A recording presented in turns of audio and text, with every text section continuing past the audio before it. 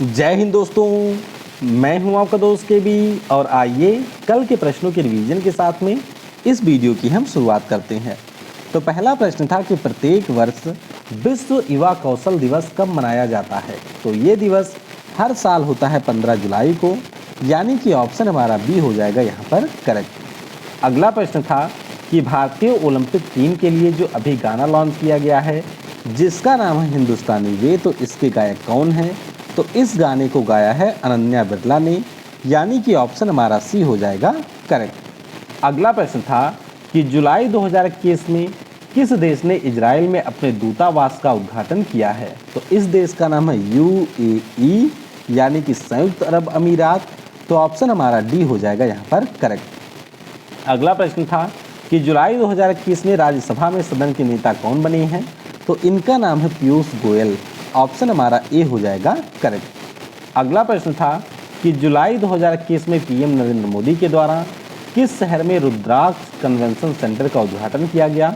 तो इसका उद्घाटन हुआ है वाराणसी में, यानी कि ऑप्शन बी हो जाएगा करेक्ट। अगला प्रश्न था कि जुलाई 2021 में इसरो ने किस मिशन के लिए विकास इंजन के तीसरे चरण का सफल परीक्षण किया है। तो ये परीक्षण किया गया गगनयान मिशन के लिए, यानी कि ऑप्शन हमारा सी हो जाएगा करेक्ट। अगला प्रश्न था कि जुलाई 2021 में हमारे देश का जो पहला ग्रेन एटीएम है इसको पायलट बेसिस पर किस शहर में खोला गया है। तो इसे खोला गया है गुरुग्राम में, यानी कि ऑप्शन हमारा बी हो जाएगा करेक्ट। अगला प्रश्न था कि जुलाई 2021 में आरबीआई ने किस कार्ड कंपनी के ऊपर प्रतिबंध लगाने की घोषणा कर दी है। तो ये कार्ड कंपनी का नाम है मास्टर कार्ड एशिया, यानी कि ऑप्शन ए हो जाएगा करेक्ट। अगला प्रश्न था कि ओलंपिक खेलों के लिए पहले भारतीय जिम्नास्टिक जज कौन बने हैं।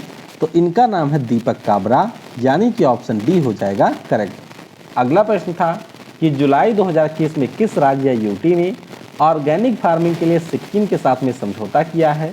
तो ये समझौता यहाँ पर किया है लद्दाख ने, यानी कि ऑप्शन ए हो जाएगा करेक्ट। अगला प्रश्न था कि जुलाई 2021 में किस देश ने अंतरिक्ष चावल के बीजों से फसल का उत्पादन किया है। तो इस देश का नाम है चाइना, ऑप्शन हमारा बी हो जाएगा करेक्ट। और आखिरी प्रश्न था कि जुलाई 2021 में प्रकाशित पुस्तक राइडिंग फ्री माई ओलंपिक जर्नी, इसके लेखक कौन हैं। तो इस पुस्तक को लिखा था इम्तियाज़ अनीस ने, यानी कि ऑप्शन हमारा सी हो जाएगा करेक्ट। वीडियो में हम लोग आगे बढ़ें उससे पहले मैं आपको बताना चाहूँगा कि आज अनअकैडमी पर जो मेरी 12 बजे वाली क्लास होने वाली है उसमें हम लोग 1 से लेकर के 15 जुलाई के बीच के जो भी हमारे टॉप करंट अफेयर के प्रश्न हैं उनका एक लाइव टेस्ट रखेंगे। तो अगर आप भी मेरे डेली वीडियो को ध्यानपूर्वक देखते हैं, पीडीएफ वगैरह से रिवाइज करते हैं, तो आप उस क्लास को ज्वाइन कर सकते हैं। उस क्लास की जो लिंक है वो आपको पिन कमेंट में मिल जाएगी, तो उसके ऊपर क्लिक करके आप क्लास को ज्वाइन कर सकते हैं। क्लास दिन में ठीक 12 बजे आपकी हो जाएगी लाइव।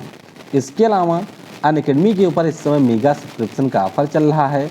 तो अगर आप में से कोई भी अनअकैडमी के ऊपर एक प्लस कोर्स परचेज करना चाहते हैं तो सिंपली यूज करिएगा कोड KV10। इस कोड को यूज करने के बाद में आपको दिए गए प्राइस पर 10% का डिस्काउंट मिल जाएगा तुरंत। और सबसे महत्वपूर्ण बात यह है कि अगर आप यूज करेंगे कोड KV10 तो यहाँ पर मेरी तरफ से आपको जो प्राइस आप पे करेंगे उस प्राइस का कैशबैक सीधे आपके अकाउंट में दिया जाएगा। इसके अलावा ध्यान रखिएगा 14 जुलाई से नए बैचेज भी शुरू हो गए हैं SSC कैटेगरी में। तो अगर आप SSC CGL, CHSL, SSC का GD एग्ज़ाम हो गया, MTS एग्ज़ाम हो गया, इनमें से किसी की भी तैयारी सिस्टमैटिक वे में करना चाहते हैं तो आप इनमें से किसी भी कोर्स को ज्वाइन कर सकते हैं। ध्यान रखिएगा एक ही सब्सक्रिप्शन में आप SSC के जितने भी एग्ज़ाम होते हैं उन सभी की तैयारी यहाँ पर कर सकते हैं। और कल आपका है संडे, तो अनअकैडमी के ऊपर कल आपका होगा यहाँ पर कॉम्बैट। दिन में 12 बजे ये कॉम्बैट होता है। तो अगर आप भी यहाँ पर फ्री में सब्सक्रिप्शन जीतना चाहते हैं तो पिन कमेंट में आपको यहाँ पर लिंक मिलेगी, उसके ऊपर क्लिक करके आप इस कॉम्बैट में हिस्सा ले सकते हैं। फ़ायदा इससे आपको ये होगा कि अगर आपकी रैंक यहाँ पर 1 से 500 के बीच में आती है तो फ्री में आपको अनअकैडमी के द्वारा सब्सक्रिप्शन यहाँ पर दिया जाएगा। ध्यान रखिएगा ये कॉम्बैट हर संडे होता है आपका। और SSC कैटेगरी वाला जो कॉम्बैट है वो आपका दिन में 12 बजे कंडक्ट करवाया जाता है। तो इसकी लिंक आपको डिस्क्रिप्शन में मिल जाएगी, उसके ऊपर क्लिक करके आप अगर चाहें तो इसमें एनरोल कर सकते हैं। यह एक बिल्कुल फ्री टेस्ट होता है, यानी कि कुछ भी पे करने की आवश्यकता नहीं है और इसमें आप लोग शामिल हो सकते हैं।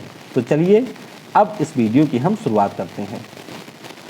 पहला प्रश्न है कि जुलाई 2021 में पहली बार विश्व प्लास्टिक सर्जरी दिवस कब मनाया गया है। तो ध्यान रखिएगा, ये दिवस पहली बार मनाया गया 15 जुलाई को, यानी कि ऑप्शन हमारा सी हो जाएगा करेक्ट। अब थोड़ा सा आइए समझते हैं वर्ल्ड प्लास्टिक सर्जरी डे के बारे में।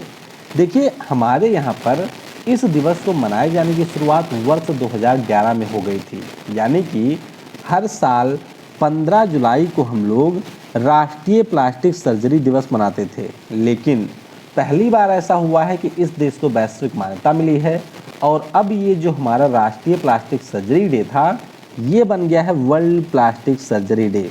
तो ध्यान रखिएगा कि अब की साल पहली बार वर्ल्ड प्लास्टिक सर्जरी डे यहाँ पर मनाया गया है। अच्छा, बात करते हैं प्लास्टिक सर्जरी की। तो हमारे देश में ही पहली बार प्लास्टिक सर्जरी किया गया था, यानी कि हमारा देश प्लास्टिक सर्जरी का जन्मदाता है। और हमारे यहाँ पर एंशियंट टाइम के जो एक डॉक्टर थे जिनका नाम था सुश्रुत, इन्हीं को प्लास्टिक सर्जरी का जनक माना जाता है। तो ध्यान रखेंगे, अब से हर साल 15 जुलाई को वर्ल्ड प्लास्टिक सर्जरी डे मनाया जाएगा।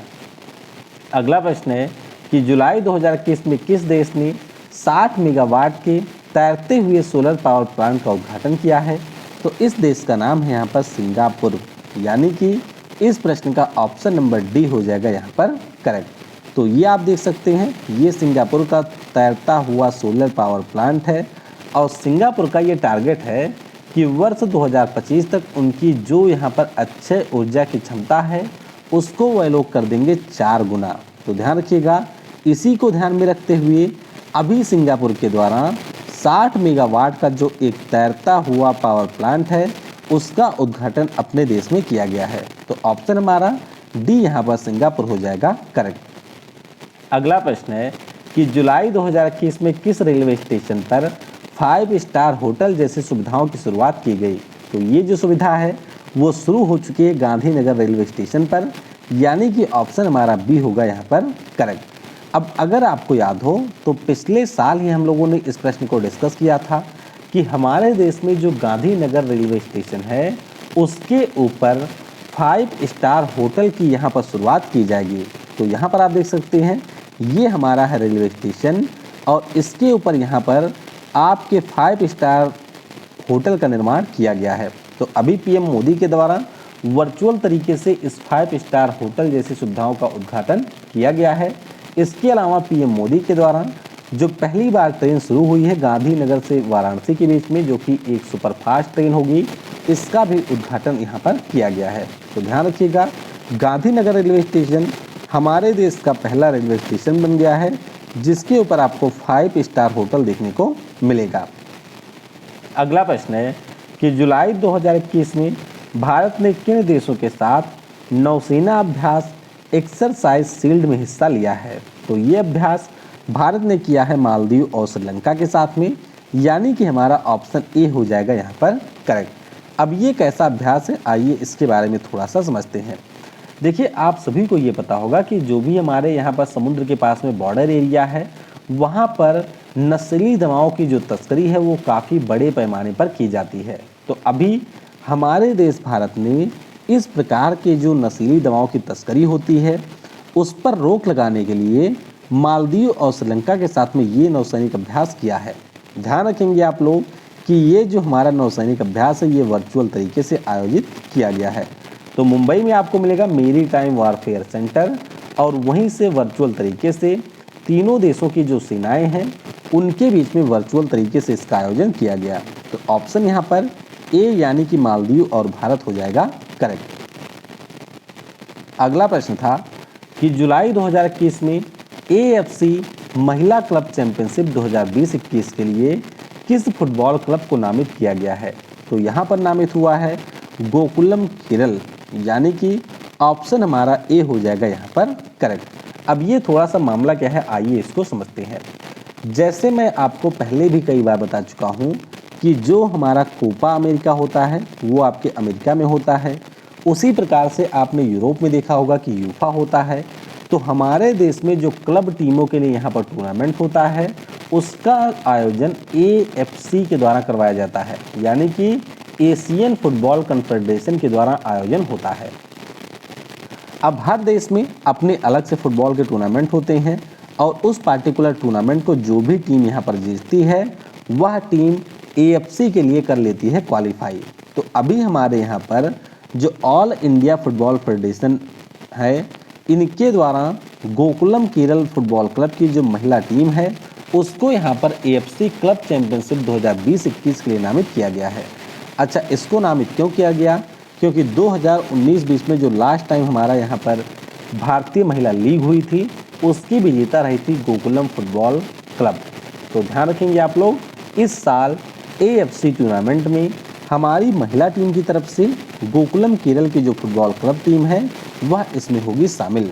तो ऑप्शन आपका यहाँ पर ए हो जाएगा करेक्ट। अगला प्रश्न है कि जुलाई 2021 में कौन से राज्य या यूपी ने किसानों की आय को दुगना करने के लिए बागवानी सप्ताह को लॉन्च किया है? तो ये जो हॉर्टिकल्चर वीक है इसे लॉन्च किया है जम्मू और कश्मीर ने, यानी कि ऑप्शन हमारा ए होगा यहाँ पर करेक्ट। तो बस आपको याद रखना है कि जो हमारे जम्मू कश्मीर के उपराज्यपाल हैं जिनका नाम है मनोज सिन्हा साहब, उनके द्वारा जो PM नरेंद्र मोदी का लक्ष्य है कि 2022 तक हम किसानों की आय को दुगना करेंगे, उसी को ध्यान में रखते हुए यहाँ पर बागवानी सप्ताह को लॉन्च किया गया है। अच्छा, एक पॉइंट आपको ये भी ध्यान रखना है कि इस साल जो हमारे जम्मू कश्मीर की सरकार है उन्होंने ये टारगेट रखा है कि 25 लाख नए पौधे वे लोग अपने राज्य में लगाएंगे। इसके अलावा जो भी हमारे बागवानी किसान हैं उनके उत्पादों को मार्केट से जोड़ने के लिए परवेज नाम का एक ऐप भी यहाँ पर लॉन्च किया गया है। तो यहाँ पर इस प्रश्न का ऑप्शन ए यानी कि जम्मू और कश्मीर होगा करेक्ट। अगला प्रश्न है कि जुलाई 2021 में किस राज्य की सरकार ने बाइक टैक्सी योजना का अनावरण किया है? तो ये जो स्कीम है इसका अनावरण किया है कर्नाटक की सरकार ने, यानी कि हमारा ऑप्शन यहाँ पर बी हो जाएगा करेक्ट। अब कर्नाटक के जो CM हैं जिनका नाम है BS येदियुरप्पा साहब, इनके द्वारा इस योजना का अनावरण किया गया है। अब इसका मतलब क्या है? देखिए, सरकार का उद्देश्य यह है कि जो भी हमारी इलेक्ट्रिक बाइक होती हैं या फिर इलेक्ट्रिक मोटरसाइकिल होती हैं उनके यूज को राज्य में यहाँ पर बढ़ावा दिया जाए। तो जिस प्रकार से आपने देखा होगा कि शहरों में रैपिडो की बाइक की सुविधा उपलब्ध होती है, उसी प्रकार से सरकार ने ये कहा है कि जो भी हमारा कर्नाटक होगा वहाँ पर अगर कोई भी इस प्रकार की सुविधा का शुरुआत करना चाहता है तो वह इसके लिए सरकार से जुड़ सकता है। इसके अंतर्गत क्या होगा कि जो भी हमारे रजिस्टर्ड व्हीकल होंगी उनको टैक्स और परमिट में पूरी तरीके से छूट दिया जाएगा। और सबसे महत्वपूर्ण बात कि ये जो आपकी योजना होगी वह 10 किलोमीटर से कम दूरी के लिए होगी लागू, यानी कि अगर आप अपनी भी बाइक या टैक्सी को इस प्रकार से इलेक्ट्रिक वाहन के रूप में जोड़ना चाहते हैं तो योजना में आप एनरोल कर सकते हैं। किसी भी प्रकार का टैक्स आपको नहीं देना होगा, परमिट में भी आपको यहाँ पर छूट मिलेगी। तो ध्यान रखेंगे, कर्नाटक की सरकार के द्वारा इस योजना की शुरुआत की गई है। अगला प्रश्न है कि जुलाई 2021 में किस केंद्रीय मंत्री ने आर्टिफिशियल इंटेलिजेंस आधारित शिकायत विश्लेषण ऐप CP ग्राम्स को लॉन्च किया है? तो इसे लॉन्च किया हमारे रक्षा मंत्री राजनाथ सिंह ने, यानी कि इस प्रश्न का ऑप्शन नंबर डी हो जाएगा करेक्ट। आप सभी ने पढ़ा होगा भारत सरकार का जो उमंग ऐप है, तो इसी उमंग ऐप के ऊपर अभी CP ग्राम्स नाम के ऐप को यहाँ पर लॉन्च किया गया है। अब ये ऐप है क्या? देखिए, ये जो हमारा ऐप होगा वह आर्टिफिशियल इंटेलिजेंस और मशीन लर्निंग के ऊपर आधारित होगा, यानी कि जब आप अपनी किसी भी प्रकार की शिकायत को इस ऐप के ऊपर ले जाकर के दर्ज करेंगे तो उसको ये यहाँ पर दर्ज करेगा, उस पार्टिकुलर शिकायत का यहाँ पर विश्लेषण करेगा। उसके अलावा उसके निपटान के लिए क्या जरूरी चीज़ें हो सकती हैं उसके बारे में भी ऐप के द्वारा ही बताया जाएगा। इसके अलावा अगर आप लोग यहाँ पर स्पैम वगैरह करते हैं या रिपीट करते हैं किसी भी शिकायत को तो उसे भी पहचान करके ये अपने आप डिलीट कर देगा। और जो भी हमारे शिकायत होंगे वे किस प्रकार की श्रेणी में आते हैं इसका भी वर्गीकरण ऐप के द्वारा खुद ही कर लिया जाएगा। तो ध्यान रखेंगे, रक्षा मंत्री राजनाथ सिंह के द्वारा इसे अभी लॉन्च किया गया है, नाम इसका है सीपी ग्राम्स। अगला प्रश्न है कि जुलाई 2021 में किस राज्य यूटी की सरकार ने रियल टाइम बस ट्रैकिंग सेवा के लिए गूगल के साथ में समझौता किया है? तो ये समझौता किया है दिल्ली की सरकार ने, यानी कि ऑप्शन हमारा सी होगा यहाँ पर करेक्ट। तो बस आपको इतना याद रखना है कि अगर आप दिल्ली में हैं और आप बस से करना चाहते हैं यात्रा, तो यहाँ पर जो गूगल मैप है उसके माध्यम से कौन सी बस इस समय कहाँ पर है और आपकी जो पार्टिकुलर यात्रा है उसमें एक स्थान से दूसरे स्थान पर जाने में कितना समय लगेगा, इन सभी के बारे में आपको रियल टाइम में जानकारी मिलेगी। और इसी के लिए दिल्ली की सरकार ने गूगल के साथ में समझौता किया है, तो ऑप्शन हमारा सी हो जाएगा यहाँ पर करेक्ट। अगला प्रश्न है कि जुलाई 2021 में एक दिवसीय क्रिकेट में सबसे तेज शतक बनाने वाले बल्लेबाज कौन बने? तो इनका नाम है यहाँ पर बाबर आजम। क्या नाम है? बाबर आजम। बाबर आजम की बात करते हैं तो वर्तमान में ये पाकिस्तानी क्रिकेट टीम के कप्तान हैं और यहाँ पर आप इनको देख सकते हैं, ये हैं बाबर आजम। तो अभी इन्होंने दक्षिण अफ्रीका के जो हाशिम अमला थे उनका रिकॉर्ड तोड़ दिया। हाशिम अमला की बात करते हैं तो उन्होंने टोटल 84 वनडे की पारियों में 14 शतक लगाए थे और अभी जो बाबर आजम हैं इन्होंने 41 पारियों में ही 14वां शतक लगा दिया है। तो इस प्रकार से इन्होंने हाशिम अमला के रिकॉर्ड को तोड़ दिया है। अच्छा, कई बार जो बाबर आजम है इनके कंपेरिजन किया जाता है विराट कोहली से, तो ध्यान रखिएगा विराट कोहली ने 14 शतक लगाने के लिए 104 पारियां ली थी, लेकिन बाबर आजम ने यहाँ पर मात्र 81 पारी में 14 वनडे में शतक लगा दिए हैं। तो ऑप्शन आपका यहाँ पर ए हो जाएगा करेक्ट। और इस साल जो अप्रैल माह के लिए ICC player of the month का पुरस्कार रहा था वह भी आपको मिला था बाबर आजम को। तो वर्तमान में पाकिस्तान की जो राष्ट्रीय टीम है उसके लिए कप्तान है। अगला प्रश्न है कि जुलाई 2021 में किस देश के पूर्व राष्ट्रपति ममनून हुसैन का हुआ है निधन? तो ममनून हुसैन की बात करते हैं तो ये हमारे पाकिस्तानी राष्ट्रपति थे। ऑप्शन आपका डी हो जाएगा यहाँ पर करेक्ट। तो ये आप देख सकते हैं, ये है ममनून हुसैन। 1940 में इनका जो जन्म है वो हमारे उत्तर प्रदेश के आगरा में हुआ था और उसके बाद में जब 1947 में पार्टीशन होता है तो इनका जो परिवार था वह मूव करके चला जाता है पाकिस्तान में। तो पाकिस्तान की जो पाकिस्तानी मुस्लिम लीग नवाज़ पार्टी है उसके ये वरिष्ठ नेता रहे थे और 2013 से लेकर के 18 तक पाकिस्तान के 12वें राष्ट्रपति के रूप में इन्होंने कार्य किया था। तो अभी ये जो हमारे ममनून हुसैन साहब हैं इनका हो गया है निधन। तो ऑप्शन हमारा डी यानी कि पाकिस्तान यहाँ पर हो जाएगा करेक्ट। आखिरी प्रश्न है कि जुलाई 2021 में सुरेखा सीकरी का निधन हुआ, तो ये प्रसिद्ध हमारी कौन थी? तो ध्यान रखिएगा सुरेखा सीकरी हमारी अभिनेत्री थी यानी कि एक्ट्रेस थी और अभी इनका निधन हो गया है। तो ऑप्शन हमारा बी यहाँ पर अभिनेत्री हो जाएगा करेक्ट। अब यहाँ पर आप इनको देख सकते हैं, एक टीवी का बहुत ही पुराना सीरियल था, काफ़ी ज़्यादा लोग उसको पसंद भी करते थे, नाम था उसका बालिका बधू। तो बालिका बधू में इनके किरदार की बहुत ही सराहना हुई थी। 3 बार की ये राष्ट्रीय पुरस्कार विजेता भी रह चुकी हैं और अभी 75 वर्ष की आयु में इनका निधन हो गया है। तो ध्यान रखिएगा सुरेखा सीकरी हमारी अभिनेत्री थी। ऑप्शन यहाँ पर बी हो जाएगा करेक्ट। तो इस प्रकार से आज के करंट अफेयर का हमने डिस्कशन कर लिया है। अब आइए कल के प्रश्नों का उत्तर जान लेते हैं।